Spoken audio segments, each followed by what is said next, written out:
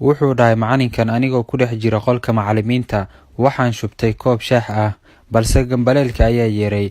Maamulaha iskuulku wuxuu ahaa nin adag, wuxuuna jeclaa markuu gambaleelka yeero inay macallimiintu durba fasallada galaan.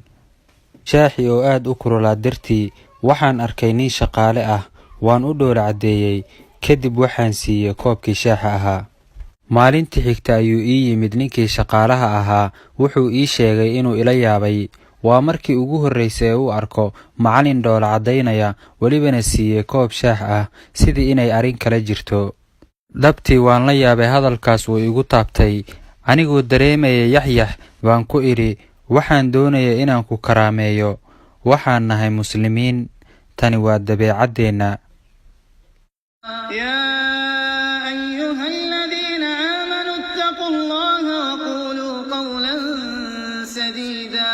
يصلح لكم أعمالكم ويغفر لكم ذنوبكم ومن يطع الله ورسوله فقد فاز فوزا عظيما. wuxuu iigu jawaabay hadal igu siyaadiyey layaabkii, waana markuu igu yidhi halkan 2 sano baan joogaa, qofna ilama hadlin. 2 sano baa ii dhammaatay, qof idinka mid ahna hadal iguma darsan, imana tusin weji furnaan iyo dhoola caddayn.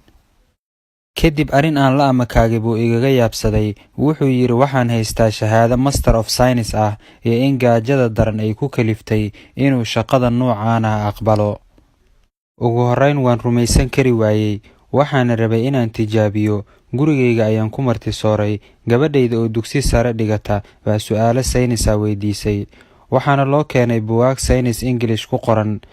Kadib wuxuu ugu jawaabay si kala dhigdhigan oo waafi ah. Markaas ayaan xaqiiqsaday inuu run sheegayay.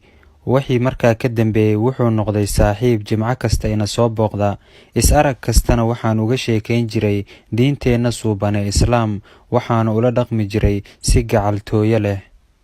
2 bilood kadibna waa uu islaamay, isagoo sidoo kale in ka badan 20 asxaabtiisa ka mida ku qanciyay inay islaamaan, sababtana waxay ahayd dhoola caddayntii koobka shaaha la socotay. Waxaan idhi markaa kadib, run baad sheegtay rasuulka Allow, hadalkaagii ahaa ha xaqirin shay wanaagga ka mid ah, xataa ha ahaado dhoola caddayn markaad walaalkaa la kulmaysid. ومن أحسن قولا ممن دعا إلى الله وعمل صالحا وقال إنني من المسلمين. ولا تستوي الحسنة ولا السيئة، ادفع بالتي هي أحسن فإذا الذي بينك وبينه عداوة